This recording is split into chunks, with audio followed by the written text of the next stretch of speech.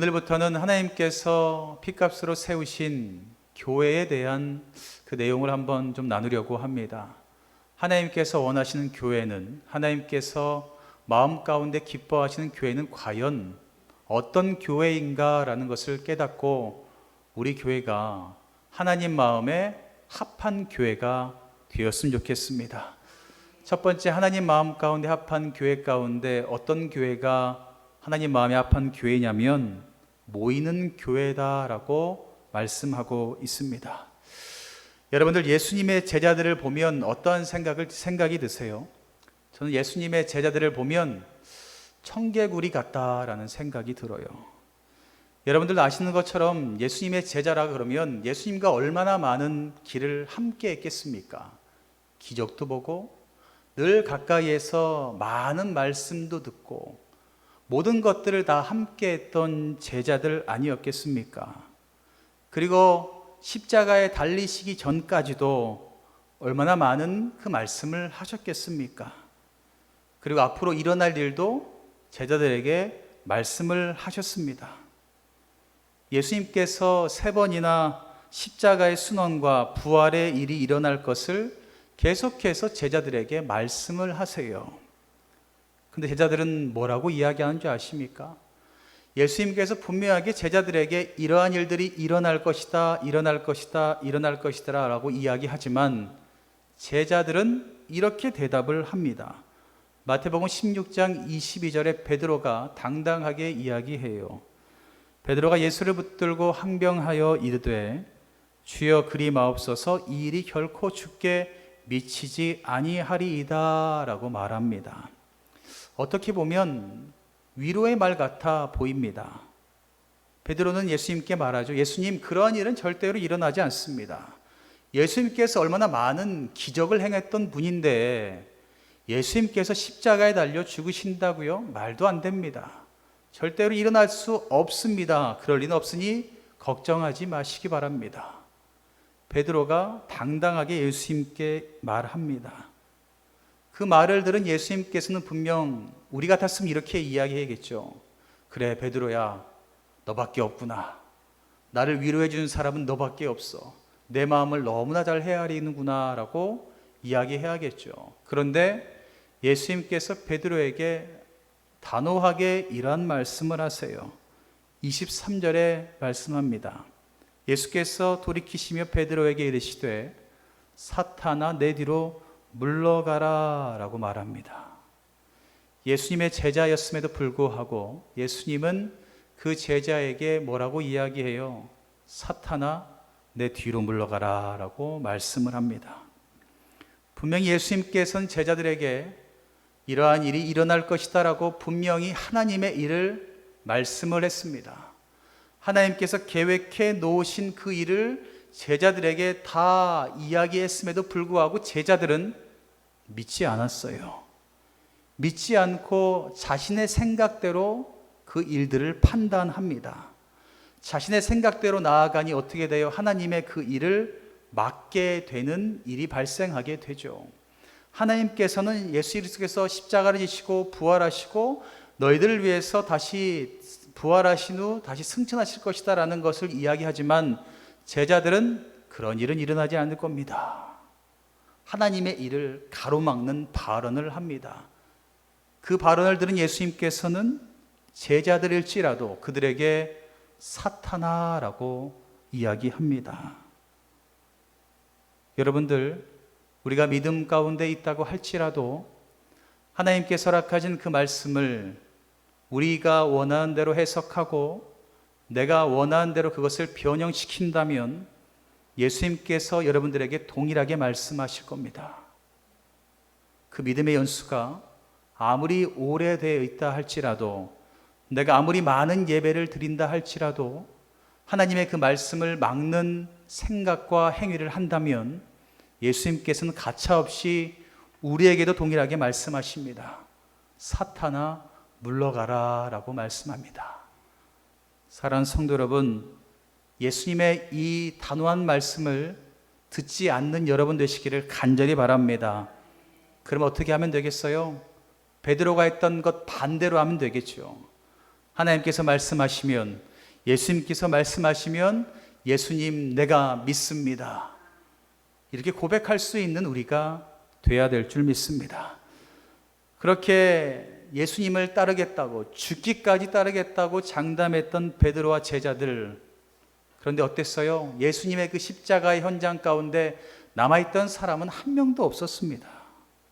예수님께서 죽으시는 그 두려움 때문에 자신도 같이 죽을까봐 그들은 그 자리를 다 떠나요.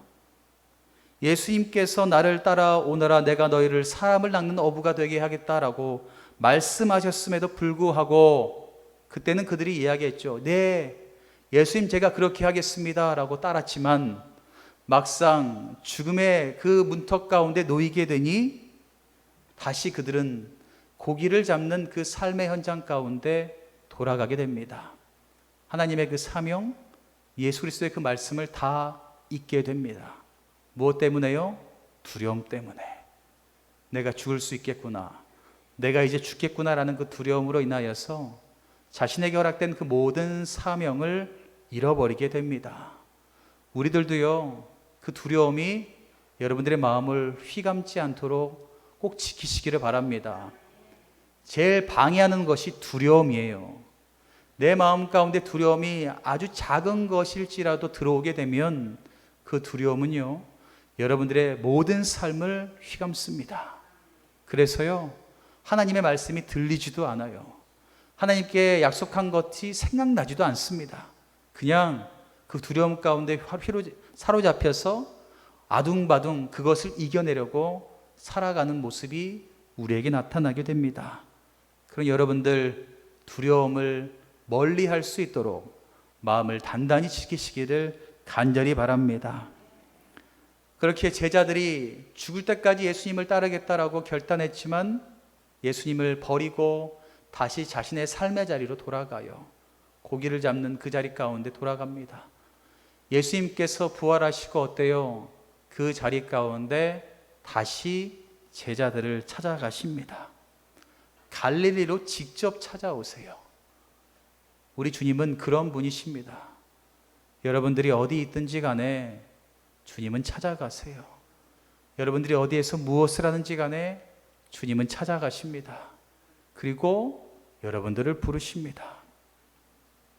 예수님께서는 분명 제자들을 배신자, 말만 번지르르하게 하는 사람들이라고 이야기할 수도 있어요. 그럼에도 불구하고 그들을 찾아가셔서 그들에게 사명을 다시금 허락하십니다. 예수님은 옛날로 돌아간 그 실패한 제자들을 다시 부르십니다. 왜냐하면 사랑하시기 때문이죠.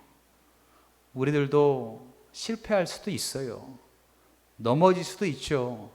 말씀을 지키려고 애쓰지만 말씀을 지키지 못할 때도 있습니다. 그러나 여러분들 염려하지 마시고 주님께서는 그러한 우리들도 찾아오셔서 다시 우리를 세워주신다라는 것을 믿으시기를 바랍니다.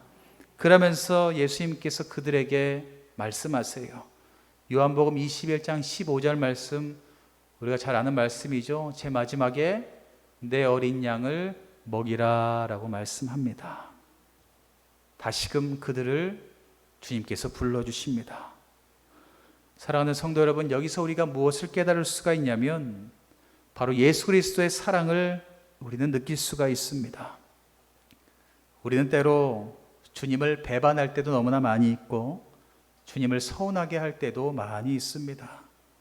생각해 보면 주님을 기쁘시게 한 것보다 주님을 실망시키고 힘들게 했던 것들이 더 많은 인생을 우리가 살아가고 있지 않습니까? 그런데 그럼에도 불구하고 주님께서는 우리를 먼저 찾아오신다라는 것입니다. 먼저 찾아오셔서 다시금 우리에게 사명을 허락하여 주십니다. 자격이 없는 나임에도 불구하고 주님께서는 다시 한번 예수 그리스도의 십자가의 은혜로 말미암아 우리에게 하나님의 자녀가 되는 그 권세를 주시면서 자격을 회복시켜 주시고 우리에게 다시 한번 그 꿈을 더하여 주신다라는 겁니다.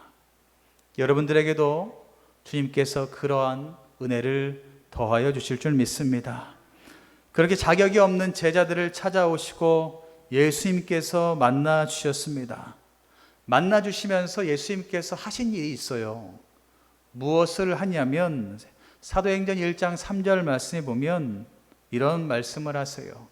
그가 고난받으신 후에 또한 그들에게 확실한 많은 증거로 친히 살아계심을 나타내사 40일 동안 그들에게 보이시며 하나님의 나라의 일을 말씀하시니라 라고 말씀하세요. 예수님께서는요, 제자들에게 다시 한번 오셔서 40일 동안 하나님의 나라의 일을 하나하나 그들에게 말씀하여 주셨습니다. 그러면서 예수님께서 마지막에 승천하시기 전에 한 가지 말씀을 하시는데요. 그것이 무엇이냐면 1장 4절 말씀에 이러한 이야기를 하세요. 우리 함께 읽겠습니다. 사도와 함께 모이사 그들에게 분부하여 이르시되 예루살렘을 떠나지 말고 내게서 들은 바 아버지께서 약속하신 것을 기다리라 라고 말씀합니다. 약속하신 것을 기다리라고 말씀하세요. 40일 동안 하나님의 일들을 다 말씀하신 다음에 이제 하늘로 올라가실 때 마지막 당부를 하세요. 내가 너희와 약속한 것을 어디 가지 말고 이곳에서 기다려라 라고 말씀합니다. 그럼 그 약속은 뭘까요? 우리가 너무나 잘 알고 있는 거죠.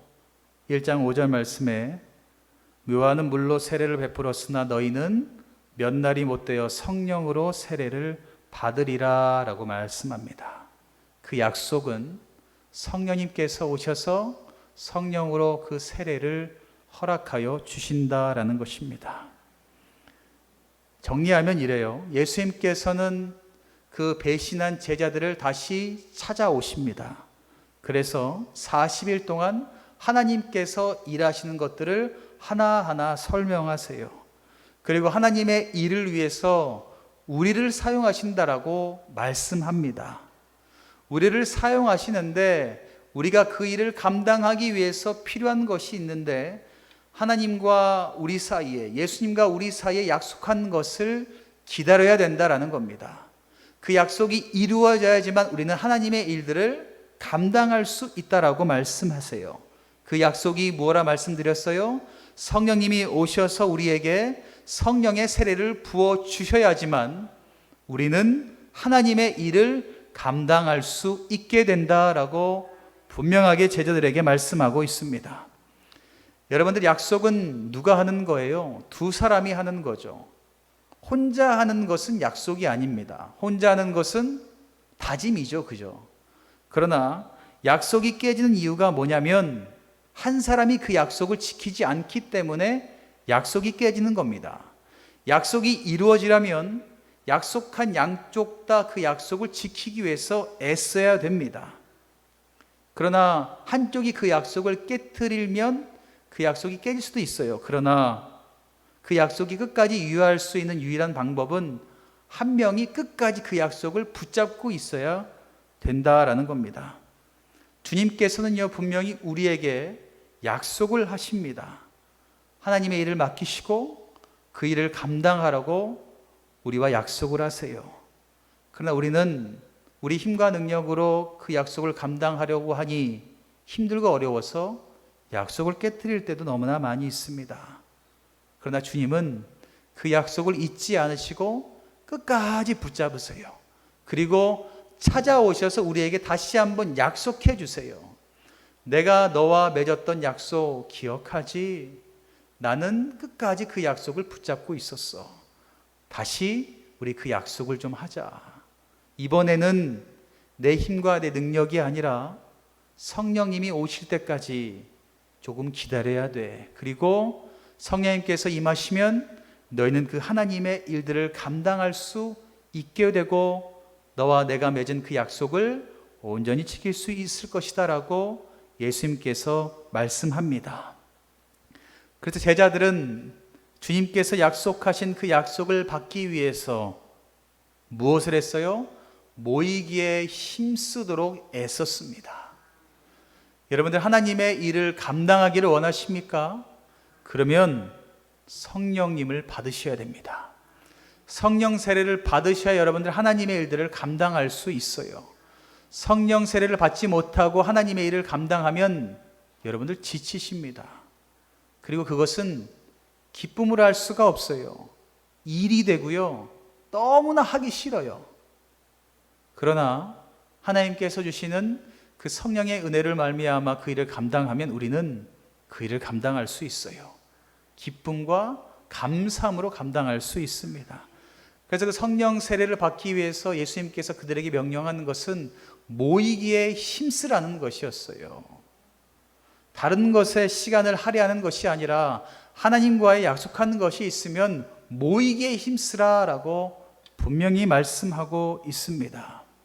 우리 교회도 제가 주보에 적어 놓았는데 무엇을 적어 놓냐면 새벽 예배, 수요 예배, 주일 예배, 그 예배를 통해서 하나님을 좀 만나야 된다라고 적어 놨어요. 모이기에 힘써야 된다라고 적어 놨어요. 왜냐하면 그것이 우리가 살아갈 수 있는 유일한 방법이거든요.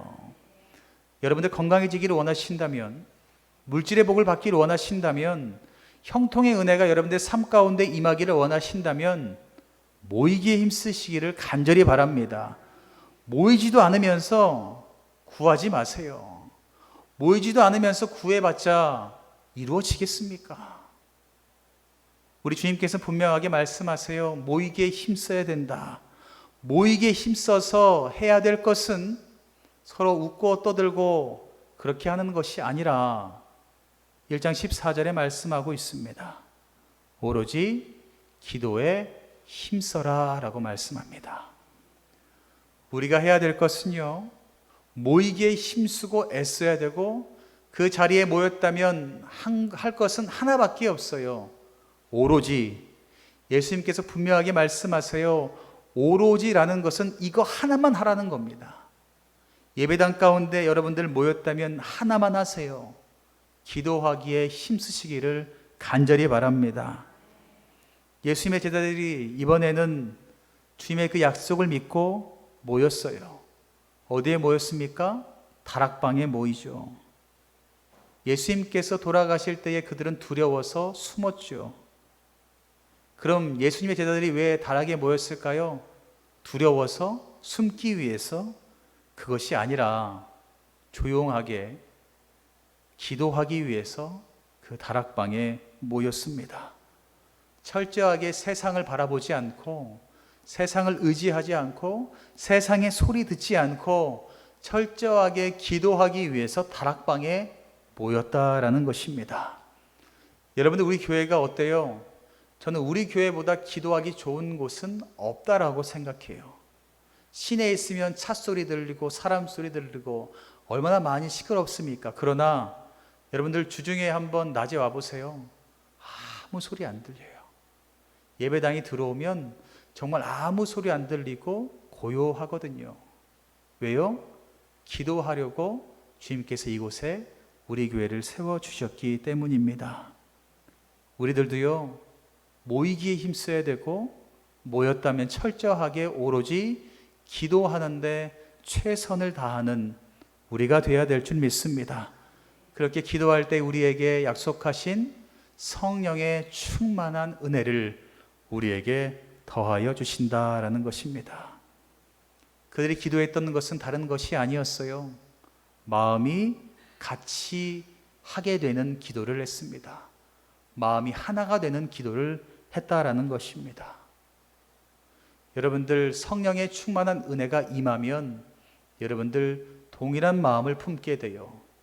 동일한 것을 보게 되고요. 동일한 것을 말하게 됩니다. 우리 교회가 성령 충만한 교회가 되어서 모든 성도들이 동일한 것을 보고 동일한 것을 품고 동일한 것을 말하는 그런 교회가 되기를 간절히 바랍니다. 그들이 성령 충만함 받고 무엇을 했냐면 12 제자 가운데 가룟 유다가 빠진 그 한 명의 제자를 세우는 일을 했습니다. 그때에 그들이 어땠냐면 동일한 것을 보았어요. 동일한 생각을 품었고요. 동일한 응답을 받았습니다. 그렇게 나머지 한 명의 제자를 세우게 되었습니다.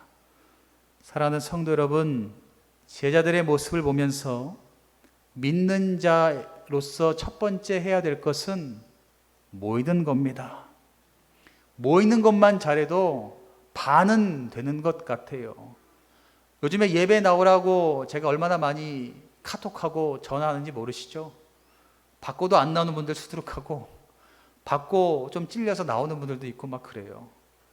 모이는 것만 잘해도 신앙생활의 반은 성공하는 것 같아요. 그리고 우리가 어찌 되었든 간에 모였다면 우리가 이제 해야 될 것은 오로지 기도하는 것밖에 없습니다. 그리고 기도하면서 하나님의 일을 논의해야겠죠. 기도하면서 하나님께서 우리에게 원하시는 것, 교회에게 원하시는 것이 무엇인지를 우리는 기도하면서 논의해야 된다라는 것입니다. 우리 교회도 온전히 하나님의 일을 감당하기를 원합니다. 그리고 어떻게 보면 오늘 말씀을 제가 준비하면서 우리 교회도 새로운 일꾼을 좀 뽑으려고 하는데 하나님이 왜 이 말씀을 우리 교인들과 나누려고 하셨을까라는 생각이 들어요. 여러분들, 제가 기도하면서 이 말씀을 준비했는데 이 말씀이 연관될 줄은 상상도 못했거든요. 마지막에 보니까 나머지 제자 한 명을 뽑는 장면까지 나오더라고요. 우리 교회도 새로운 일꾼을 좀 세우려고 하는데 해야 될 것은요, 서로 모여서 기도하는 것이 먼저 필요합니다. 여러분들도 서로 모였다면 기도하세요. 야, 누가 된대? 누가 후보래? 저도 몰라요. 저도 모르거든요. 전화해서 물어보는 분도 계세요. 목사님 누구예요? 그럼 제가 말씀드리죠. 저도 몰라요. 주님만 아십니다. 주님께서 세우시겠죠. 우리가 모여서 누가 되고 누가 안 되고 누구 세워야 되고 누구, 이게 아니라 모였다면요, 기도해야겠죠. 기도해서 성령 충만한 우리가 먼저 받아야 됩니다. 그러면 하나님께서 누굴 세우시는지 말씀해 주세요. 우리 교회가 그런 교회가 되어서 하나님께서 원하시는 일꾼을 세우는데 온전히 나아갔으면 좋겠습니다. 그리고 우리 교회가 흩어지는 교회가 아니라 모이기에 힘쓰는 교회, 그리고 기도로 함께 나아가는 교회, 그렇게 나아간다면 성령의 충만한 임재가 온전히 나타나게 되고 성령의 능력을 가지고 우리 사랑하는 모든 성도들이 하나님의 일들을 잘 감당하게 될 줄 믿습니다. 우리 교회가, 우리 사랑하는 모든 성도님들이 하나님께서 귀하게 사용하시는 그 은혜가 있기를 주님의 이름으로 간절히 축원합니다.